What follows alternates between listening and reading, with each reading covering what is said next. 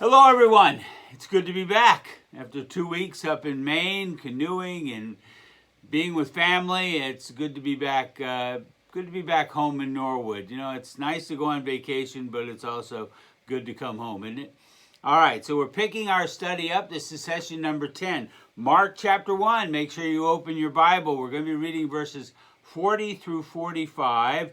On one hand, this looks like a fairly straightforward text, but as we begin to dig into it, you're going to find there's a lot of really interesting stuff to understand here. So Mark chapter 1, beginning in verse 40. A man with leprosy came to him, to Jesus, and begged him on his knees, "If you are willing, you can make me clean." Jesus was indignant. He reached out his hand and touched the man. "I am willing," he said. "Be clean." And immediately the leprosy left him, and he was cleansed. Jesus sent him away at once, but with a strong warning. "See that you don't tell this to anyone, but go, show yourself to the priest, and offer the sacrifices that Moses commanded for your cleansing as a testimony to them." Instead, he went out and began to talk freely, spreading the news. As a result, Jesus could no longer enter a town openly, but stayed in lonely places. Yet the people still came to him from everywhere. All right, let's begin our pericope in verse 40. A man with leprosy came to him and begged him on his knees, "If you are willing, you can make me clean." I want to spend some time talking about leprosy initially, because this is clearly not the only leper that Jesus will encounter. This is clearly not the only case of leprosy that Jesus will heal. And we have, in many cases, forgotten leprosy. It's not a disease that most of us come into contact with, but it is and was a very common and terrible disease. As many of you know, lepros in the ancient Greek, lepros was not one disease, but many skin diseases, including what we might call true leprosy, or as we call it today, Hansen's disease. Now, this terrible disease is in fact a bacterial infection, and it has afflicted humanity for thousands of years and caused untold suffering. But the fact is that most people who carry the microbe don't develop symptoms. And those who do, it often takes up to 20 years before the symptoms begin to manifest itself. The leprosy, or the leprous bacteria, it has a long microbial name. The bacteria that causes leprosy, it can remain dormant, as I said, but it is also, it can be contagious, but it's a very difficult contagious. It's not easily contagious. It takes a lot of very close contact for the bacteria to spread from one person to the other. Now, the Old Testament speaks extensively about leprosy, particularly in the Old Testament book of Leviticus. Why don't you hold your finger on Mark chapter 1, flip back to the Old Testament, and I'm going to get you to read along with me. We're turning to Leviticus, the Old Testament book of Leviticus. These are the laws that God gives to the people of Israel while they're in the desert. We're looking at Leviticus chapter 13, beginning in verse 1. The Lord said to Moses and Aaron, "When anyone has a swelling or a rash or a shiny spot on their skin that may be a defiling disease." Now, notice here, there's a clear understanding, even in these ancient days, this is thousands of years ago, there's a clear understanding that not all skin diseases are leprosy. There we go. That may be a defiling disease. They must be brought to Aaron the priest, or to one of his sons who is a priest. The priest is to examine the sore on the skin, and if the hair in the sore has turned white, and the sore appears to be more than skin deep, it is a defiling skin disease. Now, the purpose of this legislation, if you will, is actually to protect the community. So if the person who has this skin disease is to present themselves to the priest, and if, God forbid, it should be like a leprosy that possibly could infect many, many other people, that person is to be, as we're going to see, is going to be isolated, for it is a defiling skin disease. When the priest examines that person, he shall pronounce them ceremonially unclean. If the shiny spot on the skin is white but does not appear to be more than skin deep, and the hair in it has not turned white, the priest is to isolate the affected person for 7 days. This is much like a COVID isolation, isn't it? On the 7th day, the priest is to examine them, and if he sees that the sore is unchanged and has not spread in the skin, he is to isolate them for another 7 days. So there's an initial 7-day period, and then there's a second 7-day period, as again with a lot of COVID analogies here, isn't there? This is verse 6. On the 7th day, the priest is to examine them again, and if the sore has faded and has not spread in the skin, the priest shall pronounce them clean, for it is only a rash. They must wash their clothes, and they will be clean. But if the rash does spread in their skin, after they have shown themselves to the priest to be pronounced clean, they must appear before the priest again. So we're talking about 21-day period here. The priest is to examine the person, and if the rash has spread in the skin, he shall pronounce them unclean. It is a defiling skin disease. So they're taking great lengths to avoid isolating people. But if, God forbid, somebody should have these symptoms and they don't go away, what is to happen? This is way down in verse 45. Anyone with such a defiling disease must wear torn clothes. Let their hair be unkempt. Cover the lower part of their face and cry out. Boy, there's another COVID analogy. And cry out, unclean, unclean. As long as they have the disease, they will remain unclean. They must live alone. They must live outside the camp. Terrible, isn't it? One of the things that the ancient Israelites and the Jews of Jesus' day both understood was that true leprosy, this defiling disease, could only be cured by an act of God. Now, we have medication now, but in these days, clearly they did not. And the only hope that they saw was for a divine intervention. So, for example, look in verse 2 Kings chapter 5. Just listen, you don't have to look. 2 Kings chapter 5, there's the story of Naaman the Syrian who is cured of leprosy, but initially a letter is sent to the king of Israel and demanding a cure. And the king responds, "Am I God?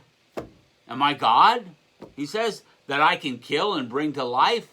As a king, I can kill, but I can't bring back to life. Am I God that I can kill and bring back to life? Why does this fella send someone to me to be cured of leprosy?" I'm not God, the king says. I'm not God. He's afraid that the other king is going to use this as an excuse to attack him. Am I God, he says? See, the ancients understood that the cure of true leprosy or one of these ceremonially unclean diseases could only be done by God himself. They also saw clearly that leprosy, that they believed a connection between leprosy and sin. Now, this is a connection that makes us uncomfortable, but it is one that they saw and understood very clearly. And in fact, they had a very clear example in the case of Miriam, the sister of Moses. This is a reading from the Old Testament. It begins this way in chapter 12. Miriam and Aaron began to talk. I believe this is Numbers chapter 12. Miriam and Aaron began to talk against Moses because of his Cushite wife. Now, so here's Moses, and he marries this Cushite woman who is likely of a much darker complexion. And he marries this woman, and Moses' brother and his sister grumble against Moses' wife. Well, that's clearly not unique in human history, is it? He has said, and they actually grumble not only because of Moses' wife, but because they believe that Moses is getting a lot of the credit that they should get too. And they begin in verse 2. Has the Lord spoken only through Moses, they asked? Hasn't he also spoken through us? So Miriam and Aaron say, hey, Moses, just bear in mind that God speaks through you, yeah, but he also speaks through us. And the Lord heard this. He heard their complaining and their grumbling. Now Moses, verse 3, now Moses was a very humble man, more humble than anyone else on the face of the earth. Verse 4, at once the Lord said to Moses, Aaron, and Miriam, come out to the tent of meeting, all three of you. So the three of them went out. Then the Lord came down in a pillar of a cloud. He stood at the entrance to the tent and summoned Aaron and Miriam.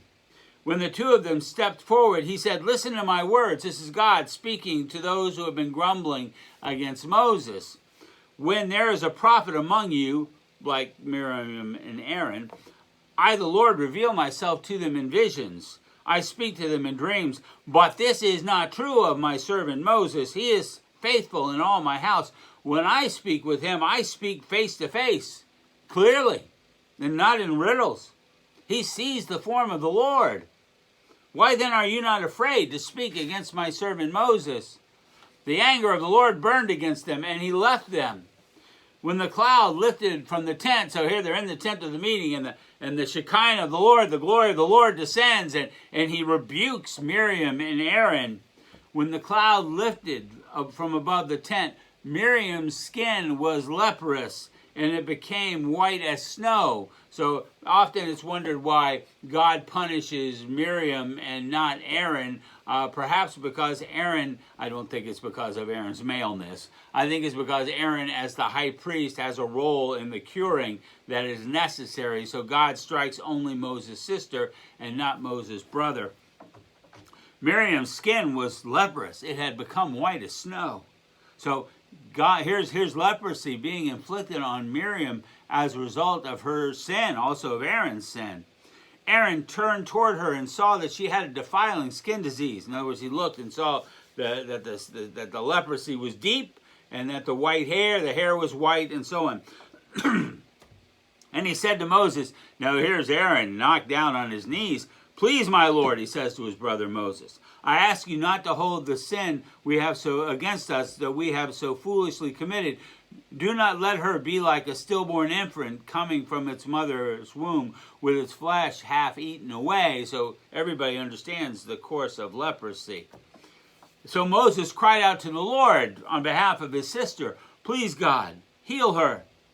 And the Lord replied to Moses, if her father had spit in her face, would she not have been in disgrace for 7 days? Confine her outside the camp for 7 days, and after that she can be brought back. So Miriam was confined outside the camp for 7 days, and the people did not move on till she was brought back. So every Jew knew this story.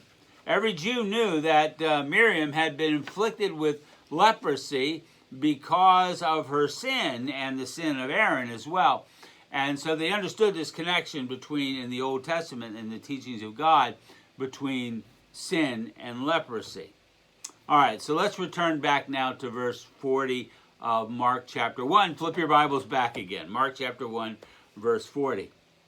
A man with leprosy. Actually, it's the with leprosy is actually a modern. It's an attempt not. It's a kind of an early political correctness. The text literally says a leper. A leper came to him and begged him on his knees, if you are willing, you can make me clean. Now, as you might expect from our studies so far, you may realize or intuitively realize that the structure of the sentence in ancient Greek is not the structure that is present in the English translation. In Greek, in the ancient Greek, the sentence begins this way, kai erkutai, which means and he came.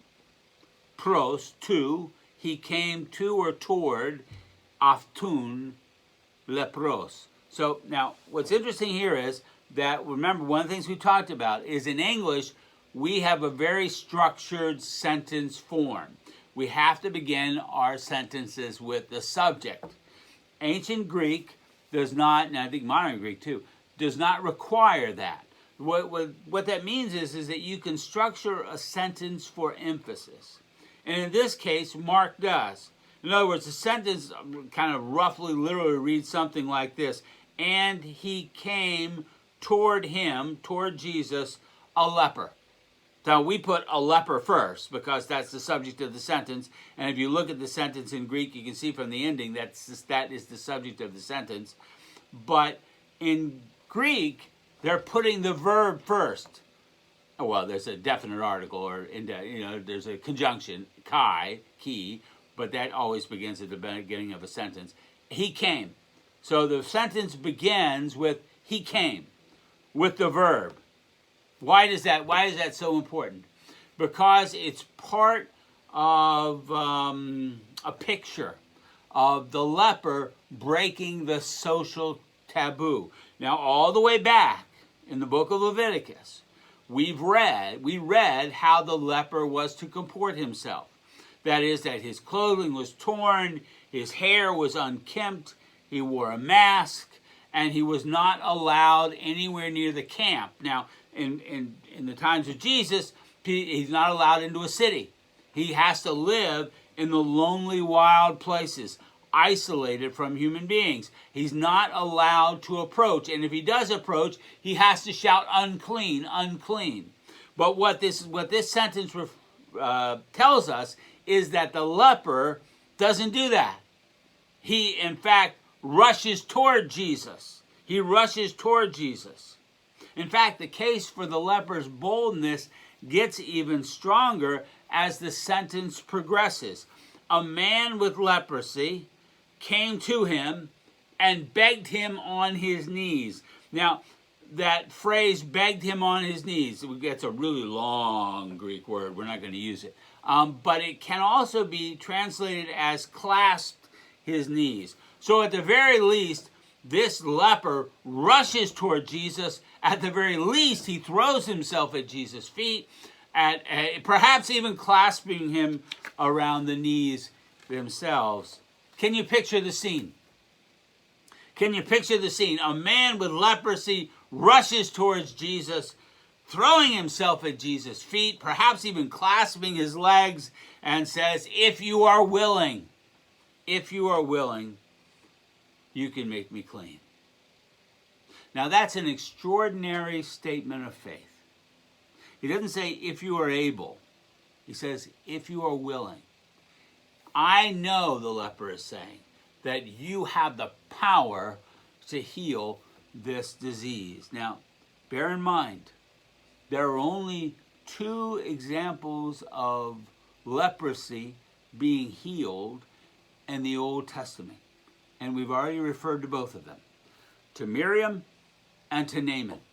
In the case of Miriam, it was a direct intervention. God said after 7 days she will be healed.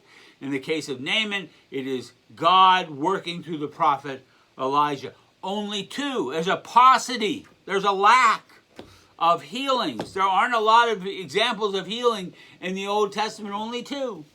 And so for this leper to say, I know that you have the power to heal me. In fact, to make me clean. Katharisai. It means, the indication here is that you not only have the power to heal me, you have the power to restore my relationships. You have the power to allow me to live my life again.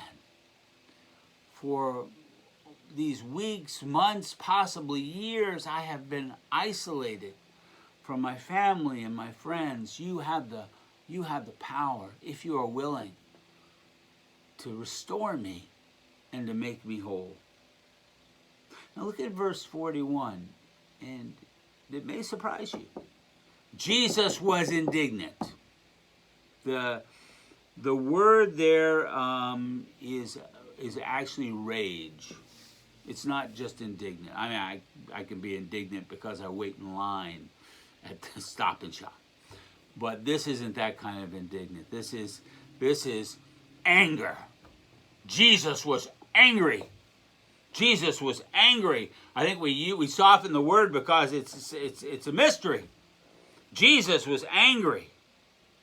He reached out and touched his hand. He touches the leper. He reached out and touched his hand and reached out his hand and touched the man. I am willing, he said. Be clean. Immediately the leprosy left him and he was clean. Now there is a sister text to our reading today, and that's found in the Gospel of Matthew. Matthew in chapter 8 tells the same story that we're hearing in Mark chapter 1. Now I want you to listen. I'm going to read it, and I want you to notice what's missing. When Jesus came down from the mountainside, large crowds followed him. A man with leprosy came and knelt before him and said, Lord, if you are willing, you can make me clean. Jesus reached out and touched the man. I am willing, he said. Be clean. Immediately he was cleansed of his leprosy. What's missing? What does Mark have in his account that Matthew doesn't have? It's that indignation.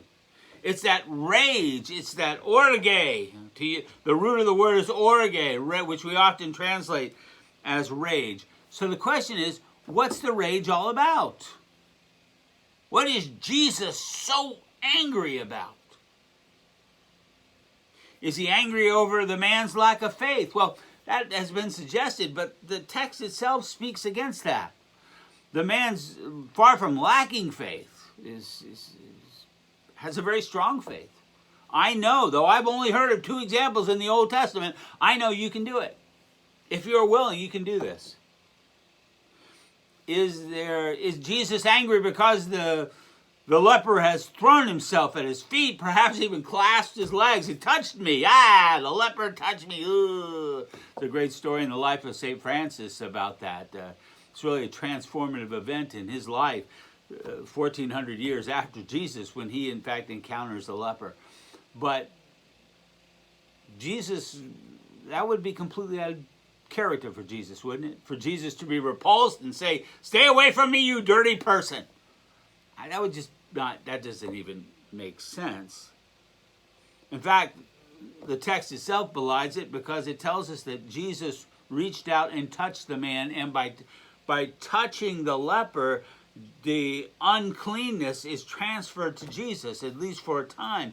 So in the eyes of the law, he becomes ritually unclean. He shares the leper's uncleanliness.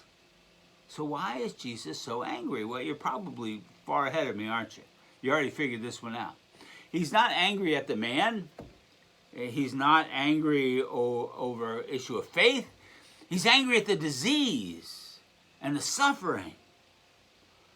The suffering, both physical and social. We see this at the resurrection of Lazarus as well. This contempt, this hatred that Jesus has for death. That's got to be it, right? He reached out his hand, touched the man. I am willing, he said. Listen to the beginning of verse 42. Immediately. Kai uthos. Immediately. In other words, here is this man. He's afflicted with this terrible skin disease. And immediately the disease left him. In other words, this is not just a case of where, as the man goes to Jerusalem, the disease slowly leaves him. It's like he's just immediately cleansed. In other words, when the disciples saw this miracle happen, they literally saw the leprosy melt away. They saw the skin being restored immediately. Immediately, the effect is immediate and visible. Immediately, the leprosy left him and he was cleansed. By the way, the extraordinary language doesn't end in verse 42. It continues into verse 43. Look at your Bibles at verse 43. Jesus sent him away with a strong warning. Jesus sent him away with a strong warning. two verbs there in the ancient Greek, and their orders reversed in the English and in the Greek. Sent him away. Let's start with that one, although it's not in the order in the Greek sentence. Ek bolon, ex e bolin. It's not a gentle word. It's Jesus sent him away. It's not go now, my friend. This is like a pushing out. Jesus ex bolin. Jesus pushes him out. Jesus sent him away. Jesus sent him away. Pushed him out. Nothing gentle about this. Jesus sent him away with a strong warning. All right, now here's a word. It also is a long one, but it's worthwhile pronouncing here. Imbrim isaminos. In the classical Greek, it meant an animal-like. That's what the word means. Jesus sent him away with a strong warning. Does not give us the full meaning of the ancient Greek word. This is not just that's what the word means. That's what it meant in ancient Greek. It's that kind of it's sometimes translated in the New Testament as groan, but even that doesn't get it. It's that very animal fury. So you've got these two terms here, the and the send him away. So Jesus sent him away with a Look at verse 44. See that you don't tell this to anyone. See that you don't tell this to anyone. Now here's interesting, because Jesus actually commands the man here to obey the law. Jesus is sometimes held by the Pharisees and others to be a lawbreaker, but in this case he commands the man to act in obedience to the scripture, to the book of Leviticus, and he says, "But go, show yourself to the priest." Now that means he's got to go all the way to Jerusalem. Okay, so we're in Galilee, 8-day foot journey. So go to Jerusalem and show yourself to the priest and offer the sacrifices that Moses commanded, Leviticus chapter 15, for your cleansing, as a testimony to them. As a testimony to them. See, you don't tell this to anyone. There's actually a double negative there. That in English we don't use double negatives like "no, I go not" or "no, I don't go," because it's confusing in English. But the Greeks used it all the time, and it was a way of wagging his finger. So Jesus says, "See, you don't tell this to anyone, but go, show yourself to the priest, offer the sacrifices that Moses commanded, as a testimony to them." Now, as I've already indicated, the cleansing is a lengthy process. So the man, I don't believe the man goes out and begins to tell everybody what happened to him, because he's going to need to go back to Jerusalem. That is, that as long as he's still a leper, he's still technically a leper, because he hasn't gone through this process of cleansing. He's still technically a leper. So he embarks on this 8-day journey to Jerusalem. He goes to Jerusalem. There itself, that probably also requires 7 to 14 days. And then he walks back again. So we're talking about maybe as many as more than a month. So more than a month, this is a lengthy process. So why does Jesus tell the leper to keep the law? Well, first of all, because, as I've said, it is the law, but also, and this is the last clause of that sentence, as a testimony to them. Go to Jerusalem. Show yourself to the priest. Offer the sacrifices commanded by Moses. And now watch that last clause of the sentence. As a testimony to them. Now, you might read that and think, okay, Jesus is sending this man to Jerusalem to be examined by the priest, to keep the law, but also as a way of sharing his witness with the priests and to tell them what God had done for him through Jesus. Now, that's a simple reading, but it is likely incorrect, or it likely lacks an aspect that you need to understand. The phrase, which is translated here as a testimony to them, appears 3 times in the Gospel of Mark. It appears in Mark chapter 1, which you've just been reading. It also appears in Mark chapter 6, verse 11. Jesus is sending the disciples out, and he says to them, "If any place will not welcome you or listen to you, leave that place and shake the dust off your feet as a testimony to them or against them." Same phrase. And also in Mark chapter 13. This is Jesus speaking about the fall of Jerusalem and signs of the end times. "You must be on your guard.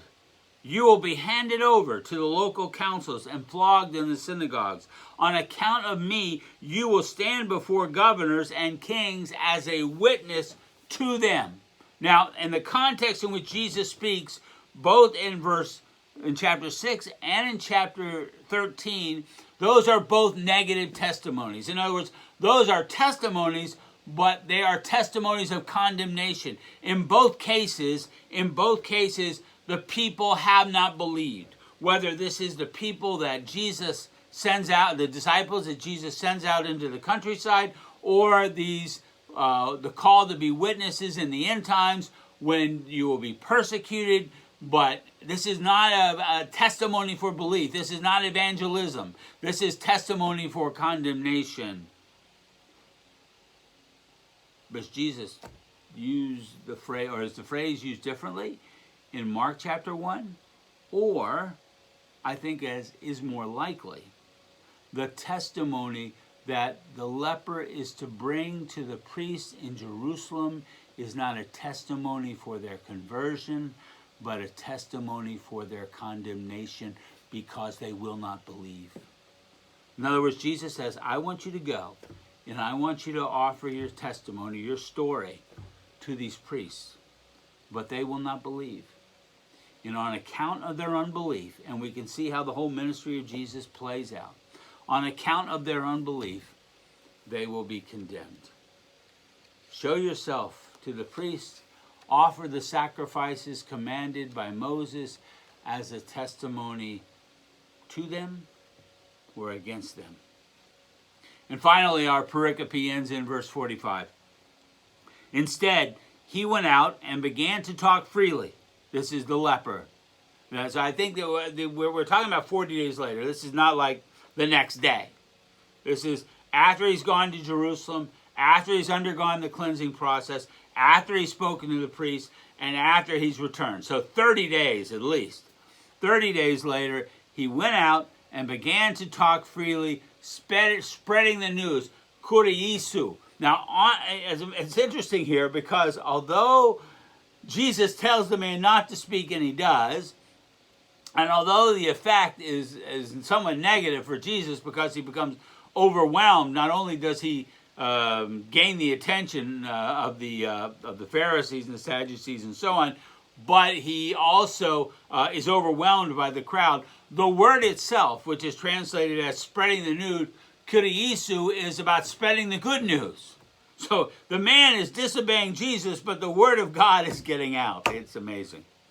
Instead, he went out and began to talk freely, kuriisu, spreading the news. As a result, Jesus could no longer enter a town openly, but stayed outside in lonely places, which, by the way, was the habitation of the leper.